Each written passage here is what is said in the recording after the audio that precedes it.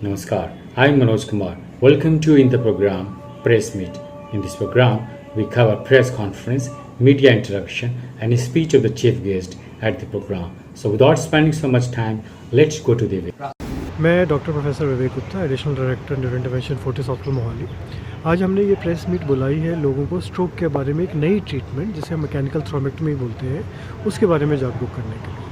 Stroke जैसे कि आप सब लोग जानते हैं कि ब्रेन में क्लॉट चला जाता है, ब्रेन का फंक्शन बंद हो जाता है, ब्लड सप्लाई बंद हो जाती है और पेशेंट को पैरालिसिस हो जाता है, उसे हम स्ट्रोक बोलते हैं। बहुत सालों तक इसका ट्रीटमेंट सिर्फ एक टीके से करते थे जो कि 4 घंटे 4.5 घंटे तक ही दिया जा सकता था।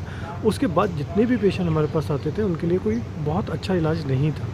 लेकिन अब एक नई टेक्निक जिसे हम मैकेनिकल थ्रोम्बेक्टमी बोलते हैं अवेलेबल है हमारे पास, जिससे हम ब्रेन को ओपन किए बिना जो क्लॉट है मॉडर्न मशीन्स मॉडर्न टेक्निक्स की मदद से क्लॉट निकाल सकते हैं और उस पैरालिसिस को रिवर्स कर सकते हैं। और अच्छी बात यह है कि ये ट्रीटमेंट अब हम 24 घंटे तक पेशेंट्स में कर सकते हैं। तो ये सारा जो स्ट्रोक का ट्रीटमेंट है अब चेंज हो गया वर्ल्ड ओवर, इंक्लूडिंग हमारी कंट्री, कि वो पेशेंट जो स्ट्रोक में पैरालिसिस होकर परमानेंटली पैरालाइज हो जाते थे, बेड रिडन हो जाते थे, अब हम उनको कोई एक होप दे सकते हैं। पर उसमें इम्पॉर्टेंट बात यह है कि 24 घंटे से पहले उन्हें हमारे हॉस्पिटल तक पहुँचना है।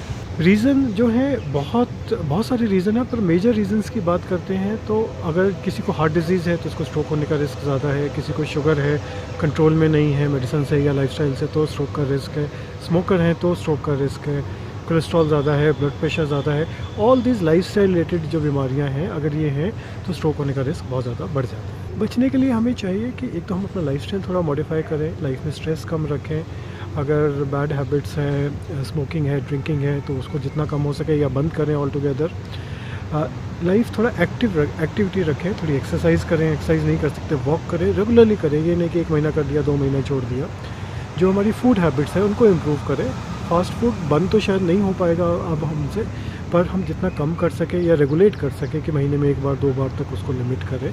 और अगर हमें कोई भी बीमारी डायग्नोस हो गई है जिसमें हार्ट की बीमारी है, शुगर है, ब्लड प्रेशर है, कोलेस्ट्रॉल है, तो उसको इग्नोर नहीं करें या लाइफस्टाइल से या मेडिसिन से उसको कंट्रोल में रखें तो हम स्ट्रोक से बच सकते हैं। स्ट्रोक का जो ट्रीटमेंट है आई वुड से 80% हॉस्पिटल्स में नहीं है, क्योंकि इसके लिए स्पेशलिस्ट लगते हैं, कुछ मशीनें लगती हैं, CT स्कैन MRI हॉस्पिटल के अंदर होना चाहिए।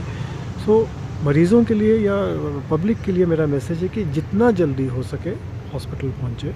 और जो फेलो डॉक्टर्स हैं जहाँ पर स्पेशलाइज्ड सुविधाएं नहीं हैं उनको भी मैं कहना चाहूँगा कि अगर आपको लगता है कि स्ट्रोक है तो उसे जल्दी से जल्दी स्ट्रोक रेडी हॉस्पिटल भेजें, बिकॉज जितना हम डिले करेंगे तो अगर उसको फाइनल ट्रीटमेंट मिल भी जाएगी रिकवरी उतनी अच्छी नहीं होगी। तो टाइम इज़ ऑफ एसेंस, जितना जल्दी हम करेंगे उतना पेशेंट बेटर होगा। सो ऐसे बहुत से पेशेंट हैं जिनका इलाज हो जाता है, लेकिन जैसे मान लीजिए 10 घंटे पे आए तो स्पीच वाला एरिया ख़राब हो चुका है तब तक तो वो तो वापस नहीं आ सकता।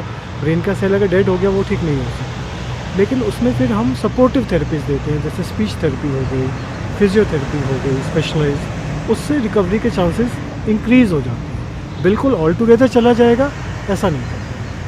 अमेरिकन स्ट्रोक ऑर्गेनाइजेशन कहती है कि वर्ल्ड में हर 4 व्यक्ति में से 1 को स्ट्रोक का रिस्क है, इतना ज़्यादा रिस्क। इंडियन स्टैटिस्टिक्स कहते हैं हर 10 मिनट में 1 व्यक्ति को स्ट्रोक होता है।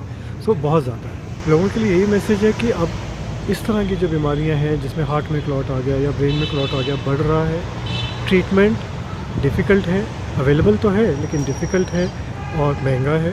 तो जितनी कोशिश हो सके इनसे बचना चाहिए हमें।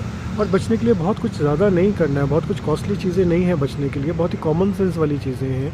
लाइफस्टाइल अच्छा रखें, एक्सरसाइज करें, खाना पीना जो है हमारा उसे हेल्दी रखें और स्ट्रेस को मैनेज करें।